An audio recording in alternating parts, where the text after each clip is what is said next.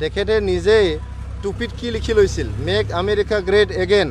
Donald ট্ৰাম্পৰ যে আমেৰিকাৰ ইলেকশ্যনত ব্যৱহাৰ কৰা slogan make America great again, এইটোতো BPFৰ কৰ্মীবিলাক টুপিত লিখি লৈছিল। হাগ্ৰামা মহিলাৰী ডাঙৰীয়া স্বয়ং টুপিত লিখি লৈছিল যে মেক আমেৰিকা গ্ৰেট এগেইন। তাৰ মানে BPFে আমেৰিকাত জন্ম লোৱা পাৰ্টি হয়। আচলতে ৰাজু নাৰ্জাৰীয়া বাৰা ইংৰাজী ফৰাयनो रोङा दां। बबे BPFनि टपियावलाय मेक आमेरिका ग्रेट एगेन लिरनाय नुलायखो? आसलते फाग्ला जाजोब्बायलै बिसोरो। मोजाङै फरायना नायलै राजु नार्जारीया दा टपिकखौ नांगौबा हरगोन।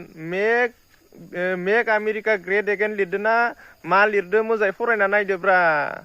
मानो स्पेलिंखौ मिस्टेक खालामोलै? मोजां फरायनो रोङाबा कमेन्टफोराव हर, आं लिरनानै हरगोन ना माबायदि फरायो।